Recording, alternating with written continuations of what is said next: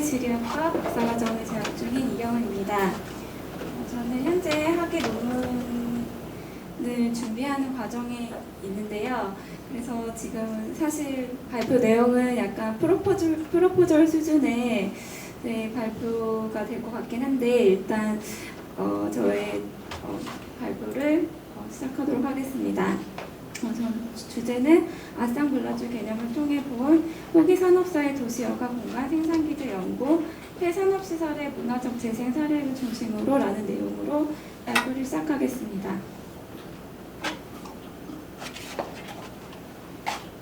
발표의 목차는 다음과 같습니다. 매년 서울대 소비자 트렌드 분석센터에서 발간하는 트렌드 코리아에서 2019년 트렌드 키워드 중 하나로 카멜레존을 제시하였는데요. 이는 오프라인 공간에서, 소비 공간에서 여러 형태의 여가 활동을 동시에 제공해서 다양한 놀거리를 경험하게 하는 복합 여가 공간이 부흥하는 최신 트렌드를 지칭하는 키워드입니다. 이렇듯 최근의 도시 여가 공간은 기존의 도시 기능의 침투, 혼재, 공존하면서 등장하고 있으며 기존 도시 공간의 기능별 경계와 영역성을 무너뜨리는 복합적인 특성을 나타내고 있습니다. 21세기는 문화의 시대로서 도시민들에게 여가 행위 및 여가 공간의 비중과 중요성이 증대하고 있습니다. 유사 학문에서는 일찍이 이러한 여가 공간에 대한 문제점 분석이나 경제성 창출 방안, 전략 제시 등과 같은 논의가 활발했던 반면에 여가 공간의 형성 과정이나 원인, 행위 주체, 이유, 특성에 대한 이론적 규명이 부재한 상황입니다. 지리학에서 역시 그 여가 공간 자체에 대한 관심이 부족한 상황으로 주로 자본주의 사회의 자본 생산이나 노동 문제에 초점을 두었거나 현상학적 서술이 다수를 차지해 왔는데요. 이에 지리학에서 기존의 여가사회학과의 단절을 극복을 하고 현대사회 도시 여가 공간의 총체적인 형성 과정을 조명하는 데 연구의 목적이 있습니다. 본격적인 논의에 앞서 간단한 개념을 정의를 했는데 여가의 개념 및 공간, 유사 개념과의 관계는 시간상 생략하도록 하겠습니다. 여가 행위와 공간은 사회 경제 체제의 변화에 따라서 그 형태와 특성이 변화하였는데요.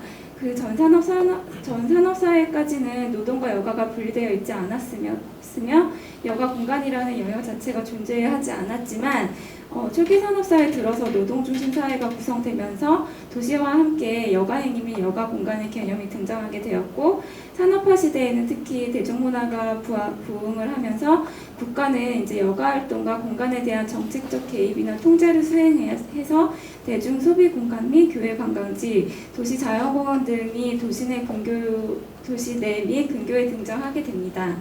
이러한 사회적 변화를 거쳐서 현대 후기 산업사회의 여가 행위와 여가 공간은 어떠한 특성을 갖는가라는 질문을 해볼 수 있는데요.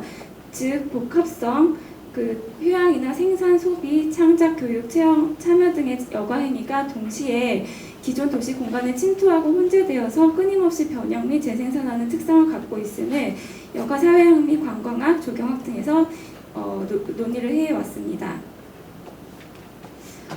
그래서 저는 이러한 후기 산업사회 도시의 공공 여가 공간 생산 과정이라는 큰 틀을 규명을 하기 위해서 앞서 얘기한 그 후기 산업사회의 여가 공간 및 여가 행위의 특징, 즉 공간적으로는 어떤 도시의 이질적인 기능 영역에 침투 및 공존하고 또 다양한 성격의 복합적인 여가 활동이 동시에 발현되면서도 공공정책이 개입된 곳을 연구의 사례로 선정하는 것이 적합할 것으로 생각을 하였고 이를 나타내는 장소로서 폐산업시설의 문화적 재생 정책을 통해서 도시 내 새로운 여가 공간으로 등장하는 현상에 주목을 하게 되었습니다.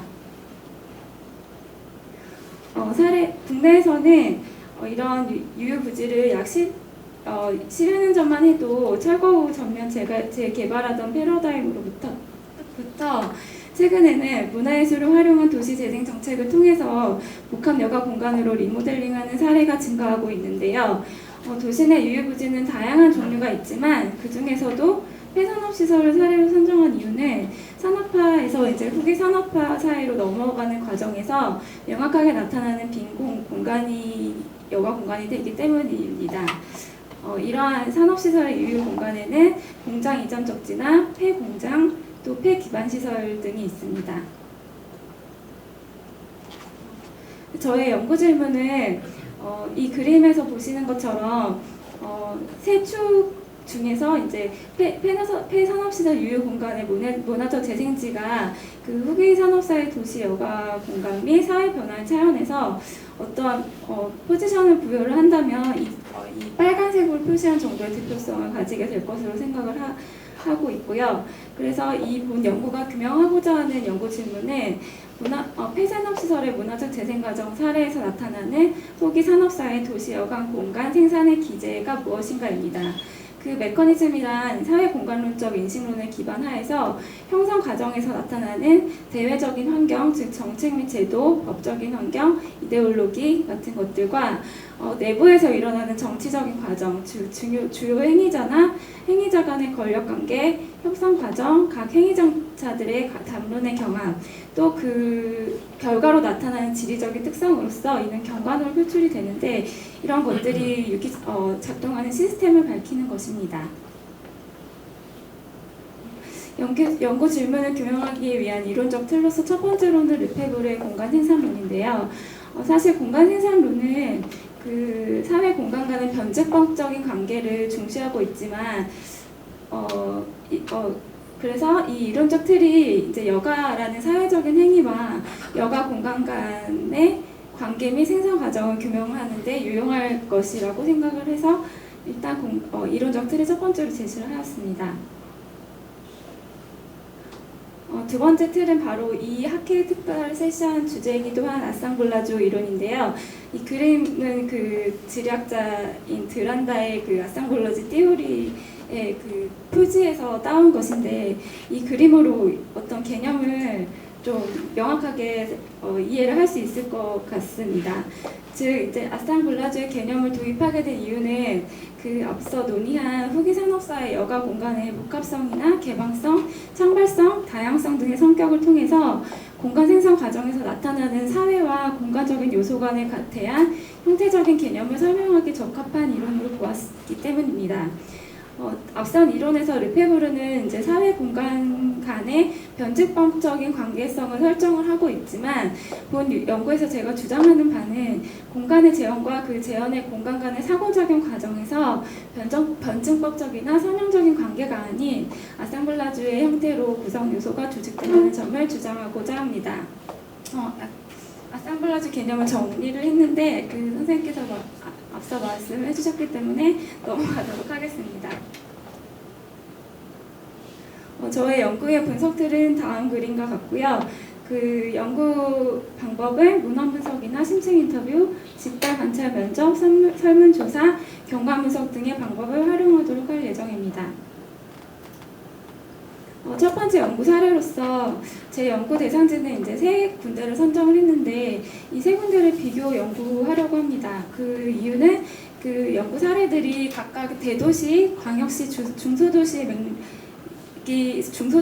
그 사례를 선정을 했는데 그 맥락에 따른 차이를 도출하기 위해서 세 군데를 선정해서 비교할 계획이 있지만 아직 파일럿 단계라서 결과는 장담할 수 없지만 일단 첫 번째 사례는 마포 문화비축기지인데요. 이곳은 이제 산업화 시대에 비상시를 대비해서 이제 서울시에서 건설한 비공개 도시기반 시설이었던 석유 비축기지로서 이제 월드컵 개최가 결정된 후에 경기장 바로 맞은편에 위치하기 때문에 안전이나 미관상의 이유 때문에 이제 폐쇄를 결정이 되었고 이후에 이제 유휴부지로 공터와 대형버스 주차장으로 사용이 되고 있다가 그 박완수 시장이 이제 선진 도시 재생 사례 해외 순찰 과정에서 우연한 계기에 의해서 이 공간의 존재를 알게 되면서 이제 여러 정책들을 벤치마킹하고 의견 수렴하고 마스터 플랜을 거쳐서 여가 공간으로 개원을 한 장소입니다.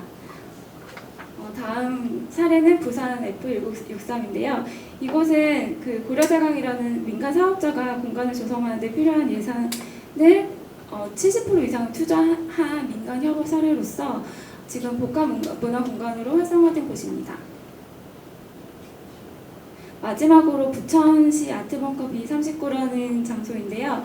이제 부천 중동이 건설이 될 때 쓰레기 수거장이 생겨났다가 이제 환경적인 문제로 주민들과의 갈등이 빚으면서 유해부지가 됐다가 이제 최근에 문화예술 사회적 기업에 의해서 그 공공기관에서는 그 지원 역할만 수행하고 있고 그 문화예술 사회적 기업이 놀이단이라는 곳에서 주도적으로 이 장소를 복합 여가 공간으로 변화시키고 있는 특수한 장소여서 선정하였습니다.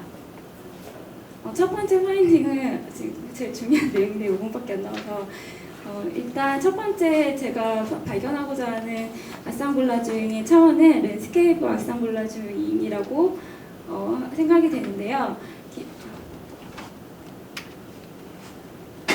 그 마포 문화 비축기지를 사례로 들면 이제 공간이 단순히 마스터 플랜에서 제시한 물리적이거나 형태적인 경관만을 나타내지 않고 있고 기존에 이제 서귀 비축기지의 장소성의 잔재들 그리고 내공산이라는 환경이나 생태적 자원 그리고 어떤 문화여가 기반 시설 등과 그리고 어떤 기능도 보여하지 않은 빈 공간이 광장이나 공지가 영역화되지 않는 상태로 그 공간이 구성이 되어 있는데 거기에 이제 다양한 공간 행위자들이 각 물리적 요소를 각각의 사용 가치와 교환 가치 그리고 기여 가치로 활용함으로써 결과적으로 맨 오른쪽에 나타나는 다양한 여가 행위와 공간을 매우 다채롭고 개방적으로 그리고 창발적으로 이렇게 생산을 해낸다는 점이 첫 번째 제가 발견하고자 하는 랜드스케이프 아상블라징의 차원이 되겠습니다.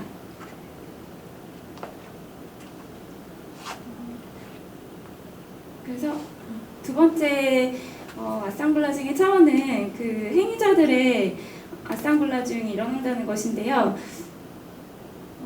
제가 지금 현재 파일럿 과정이어서 그 세 군데의 주요 행위 주체들의 관계를 그냥 대략적으로 이렇게 모식도로 나타내는 것인데 이 형태는 이제 기존의 르페브르 공간 생산론에서 얘기를 하는 각 층위별 행위자들이 즉 공간 생산자인 국가나 도시 정부 그리고 점유 향유자인 주민이나 시민사회 등이 다층적으로 위기가 설정이 되어서 그들 간에 변주법적으로 관계하는 것이 아니라 점선의 경우에는 그 간헐적으로 일어나는 여가 프로그램들 조직의 참여자들이 이렇게 간헐적으로 관계를 맺고 또 실선회 같은 경우에는 협치위원회라고 해서 상시적으로 이렇게 관계를 맺는데 그것들이 어떻게 경계가 지워져 있지 않고 또 이렇게 시민사회 영역 또 정부 영역 또 엘리트 집단 시민 그리고 자원봉사 시민단체 그리고 문화집단 같은 이런 각 영역의 행위자들이 특수한 그 여가 프로그램들에 따라서 그 조성 과정부터 이렇게 뭐라 그러지 자율적으로 붙었다 떨어졌다 하는 그런 관계들을 임시로 계속 맺었다 떨어졌다 하는 그런 형태를 보이고 있는 것을 제가 발견할 수 있었고요. 부산 F193 같은 경우에도 마찬가지로 비슷한 그런 모습을 아상블라주잉 모습을 나타내는 것을 제가 볼 수 있었고 마지막으로 부천 아트버커 같은 경우도 이런 아상블라주잉의 형태를 갖고 있는 것을 그려볼 수가 있었습니다. 또 마지막으로 세 번째는 그 정책 폴리스 아상블라주잉이라고 해서 예를 들어 서울 마포 문화교육기지에서 정책 추진 과정에서 이렇게 다양한 층위의 담론이 형성이 되었다가 그 담론들이 만들어졌다가 그것이 어떤 공간에 반영이 되고 이런 과정들이 계속 일어나게 되는데 연속적으로 일어나게 되는데 이게 어떤 규칙성이 있다기보다는 우연하게 일어나는 정책의 그 수용 같은 것들이 계속 발생하는 것을 그 파일럿 스터디를 통해서 알 수 있었고 이것을 폴리시 아상블라징이라고 해서 향후에 어떤 정책 트랜스퍼의 차원에서 어떤 정책들이 계속적으로 이 공간 생산에서 아상블라징이 되는지를 밝혀내고자 합니다. 그래서 예상 결론이 저의 연구의 의의를 간략하게 말씀드리면 그 흑인 산업사의 여가 공간은 그 그 세 차원의 아상블라주행을 통해 생성하고 진화된다는 것인데요. 첫 번째는 이제 경관 아상블라주행으로서 다양한 물리적 경관을 다양한 공간 향유자들이 각기 다른 가치로 인식을 하면서 이것들 간의 아상블라주행이 일어나고 이것이 다양한 여가 행위를 창조하면서 재생산을 통해서 복합적 성격의 지속적인 여가 공간 형성의 원동력이 된다는 것입니다. 이러한 현상은 기존의 그 도시 여가 공간이라는 영역성의 경계 개념을 약화시키고 개방적인 장소성을 지속적으로 창조한다는 점이 아상블라주행의 그 개념과 일치한다고 볼 수 있습니다. 두 번째는 이제 공간 정치에 있어서 행위자들 간의 아상블라주행인데요. 그 각 영역의 그 다양한 행위자들이 공간 생산에 있어서 다층적이고 중첩적인 관계를 맺는데 그 과정에서 이제 담론의 경합과 갈등, 중재 협상 등이 일어나고 또 느슨한 연합체가 발생 해체를 반복한다는 것입니다.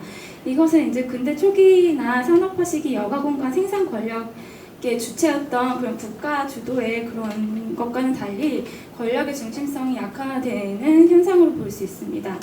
마지막으로 이제 정책과 제도의 아상블라주의인데요. 이것은 각 도시의 맥락에 따라서 그 도시의 빈 공간을 여가 공간화하는 다양한 정책 트랜스퍼가 일어난다는 것이 저 예상 결론인데 이것은 좀 연구를 해봐야 할 것 같습니다. 즉 이런 도시 공간, 여가 공간의 형성이 그 국가의 통제나 어떤 단순히 문화 자본주의에 의해서 발생하는 거시적 산물이 아니라는 것을 이 아상블라주의 이론을 통해서 밝히고자 했습니다. 향후 연구 진행 계획은 이러하고요. 경청해 주셔서 감사합니다.